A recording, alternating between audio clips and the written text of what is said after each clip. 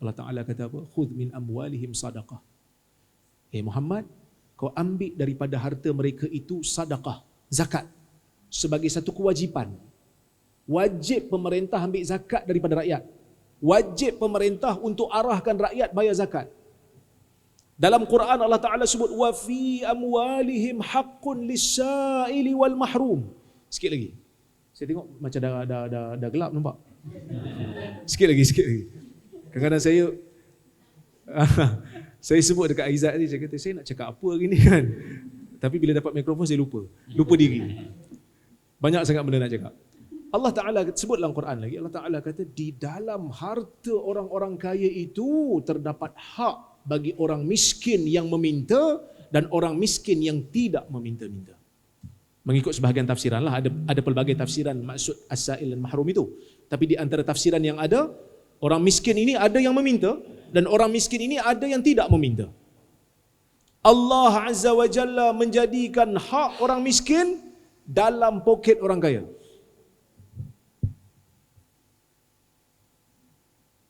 Kita berhak bertanya, kenapa Allah Ta'ala jadikan rezeki orang miskin di dalam poket saya? Apa perlu ada dalam poket saya? Katalah kita ada gajian setiap bulan. Kita kira gajian, ada zakat yang perlu dibayar. Zakatnya 2.5%, 2.5% daripada keseluruhan. So daripada banyak gaji-gaji yang ada, kita perlu bayar sedikitlah. Kalau di Indonesia ni, saya suka datang Indonesia kerana saya jadi jutawan. Bila saya tukar duit, juta-juta saya dapat. Jadi, katalah kita kena bayar zakat berapa Pak biasa bayar zakat? Jumlahnya berapa? Tu tak nak bagi tahu gaji tu. Biasa bagi satu nombor, bagi satu amount. 50 juta, boleh? 250,000, kita ambil 250,000. Dalam poket kita ada 250,000 rupiah harta orang miskin yang perlu kita serahkan. Ada kalanya kita rasa 250,000, besar sekali jumlahnya. Sebab saya dulu kerja pejabat zakat, saya tahu. Bila kita kira-kira, Pakcik, tahun ni Pakcik tak wajib bayar zakat. Dia pun kata, Alhamdulillah. Sepatutnya dia kena sedih lah sebab tahun tu rukun Islam dia berkurang kan. Tapi kebiasaan manusia ada sifat syuh.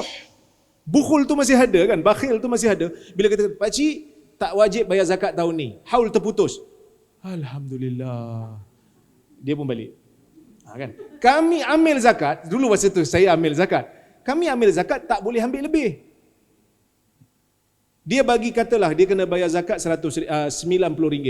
Dia bagi RM100. Satu keping RM100. Datang pagi-pagi. Kita tak ada duit tukaran. Duit pecah tak ada, duit kecil tak ada. Kita pun kata pakcik tunggu kejap RM10. Dia tunggu. Dia tak ada kata tak apalah RM10 tu saya halalkan. Dia tunggu. 50 sen pun dia tunggu. Untuk dia ambil semula baki tu, jangan ambil lebih. Kami tak boleh ambil lebih. Sebab Allah Ta'ala, sebab Nabi kata apa? Iyyaka wa iyyakum wa kara'ima amwalin nas. Hati-hati kamu dengan harta manusia yang baik ni, kamu jangan ambil lebih. Baik, Allah Ta'ala jadikan ada hak orang lain dalam poket kita. Untuk apa? Kerana ekonomi Islam bukan hanya sekadar untuk buat untung. Ekonomi Islam bukan hanya sekadar untuk mengurus kewangan. Ekonomi Islam ialah ekonomi yang didatari dengan sifat kemanusiaan. Itu ekonomi Islam. Itu ekonomi Islam. Zakat sebagai salah satu daripada mawarid daulah, sumber keuangan negara. Kami di KUIPS memang bergerak dengan duit zakat. Biasiswa 90% kepada pelajar. Biaya daripada biaya zakat. Allah Azza wa Jalla menjadikan sebahagian daripada harta yang ada dalam poket orang kaya itu hak orang miskin supaya ada interaksi di antara orang kaya dan orang miskin. Supaya ada interaksi. Orang kaya bila nak bayar zakat cari orang miskin. Mana orang miskin? Saya pernah bawa satu orang kaya di Kuala Lumpur. Dia kata, Pak Ustaz, saya nak bayar zakat. Saya kata boleh. Tapi saya nak bayar sendiri.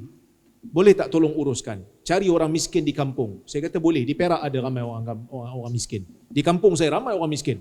Dia orang Kuala Lumpur. Tak pernah tengok orang miskin mungkin barangkali. Dia kata anak dia tak pernah tengok orang miskin. Anak dia tak pernah tengok.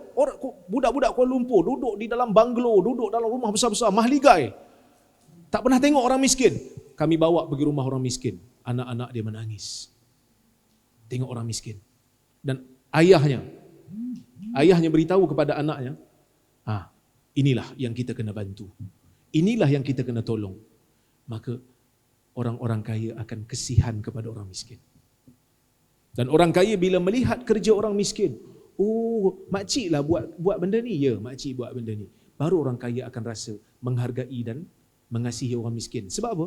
Sebab orang kaya, dia tak boleh buat banyak benda. Orang kaya buat apa? Orang kaya meeting. Itulah orang kaya. Meeting daripada pagi sampai malam meeting. Betul? Itu orang kaya. Orang kaya tak tahu tangkap ikan. Orang kaya tak tahu tanam padi. Orang kaya tak tahu tanam cili, tak tahu. Siapa yang tanam? Orang miskin. Siapa tanam kopi? Orang miskin. Siapa yang buat ikan kering, ikan masin? Orang miskin. Sehingga kan apabila orang kaya duduk di tempat untuk makan, ikannya dicari oleh orang miskin. Nasinya ditanam oleh orang miskin. Sambal apa? Tadi yang hijau tadi? Ibu Novi, sambal Minang, sambal belado. Sambal belado pun, cili tu pun ditanam oleh orang miskin. Minyak yang dia buang tu pun, yang dia tak mau makan minyak tu, dia kata minyak ni menggemukkan kan. Minyak tu pun, ladang kelapa sawit itu dikait dan diambil oleh orang miskin. Jadi di mana sombongnya orang kaya itu? Dan orang kaya perlu muhasabah diri. Aku kaya, sebenarnya kehidupan aku diuruskan oleh orang miskin. Maka sebab itulah Nabi SAW menyebutkan di dalam hadis Bukhari, Nabi mengatakan, hal tunsaruna wa turzaquna illa bidu'afaikum?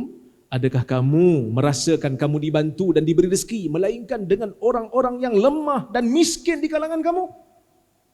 Menjadikan kita rasa, betul lah, kita tak boleh sombong.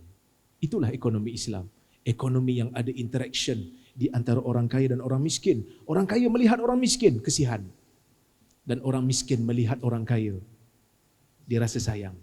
Sebab dia kaya, dia bantu kita. Ya Allah, murahkanlah rezekinya supaya lagi banyak dia beri pada kami.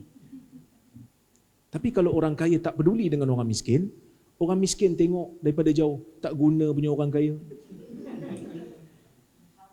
Belum cukup bulan, rumah orang kaya pun dipecah, dicurinya. Itu bukan ekonomi Islam. Maka sebab itu, ibu-ibu dan bapa-bapa sekalian, kita kena banyak menggali makna-makna yang besar dalam Al-Quran ini. Itu sedikitlah yang boleh saya kongsikan.